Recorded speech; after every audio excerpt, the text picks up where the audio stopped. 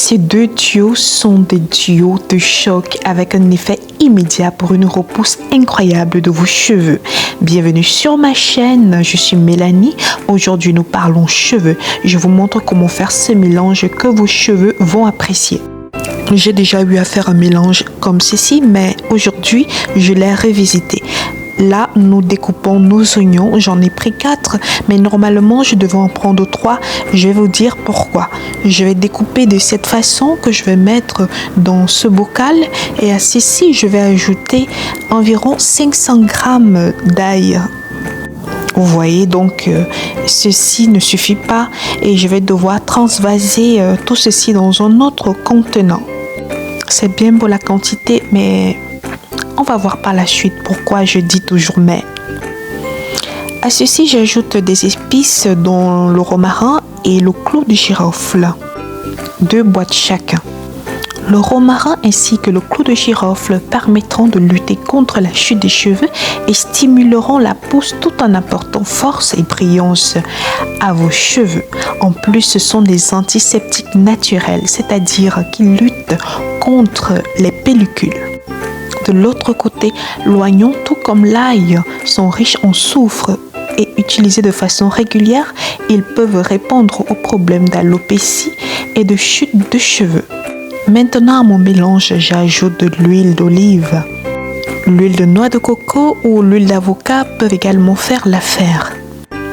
Malheureusement, je n'ai pas eu à effectuer beaucoup d'achats en huile, donc du coup, vous le verrez par la suite de la vidéo, j'ai un peu un manque d'huile. Je suis obligée de faire des mains et des pieds pour pouvoir avoir autant d'huile que je peux parce que en fait l'huile doit immerger sur les produits, donc obligée de devoir procéder de cette manière.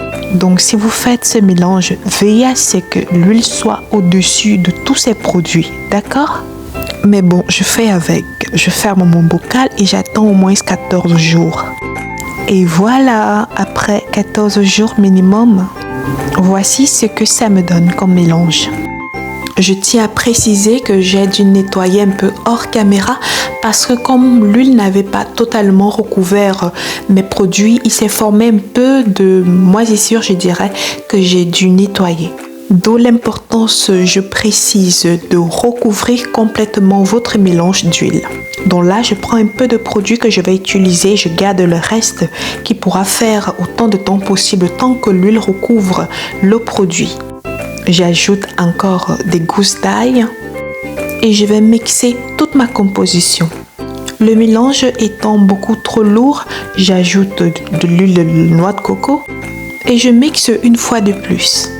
Veuillez à bien écraser tout l'ensemble même si on va le tamiser par la suite. Après l'avoir tamisé, vous pourrez le mettre dans un spray à utiliser directement sur les cheveux. Mais moi, je le fais ici pour pouvoir l'utiliser dans les masques capillaires. S'il vous plaît, quand vous avez un peu de temps, vraiment faites ceci. Vous viendrez témoigner après. Pour ma part, je m'assure de le faire pour pouvoir l'incorporer dans la plupart du temps à mes masques ou à mes soins.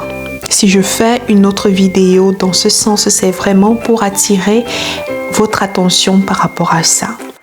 Dans cet état, vous pouvez le garder une semaine au réfrigérateur. C'est prêt. Et voilà le résultat. Dans la prochaine vidéo, je vous montrerai comment je l'utilise dans mes compositions. Connaissiez-vous ce mélange et qu'est-ce que vous pouvez faire pour l'améliorer? En attendant de se parler en commentaire, je vous dis un grand merci d'avoir regardé ma vidéo. Je vous fais plein de bisous. N'oubliez pas de liker la vidéo pour me dire que vous étiez là. Bisous!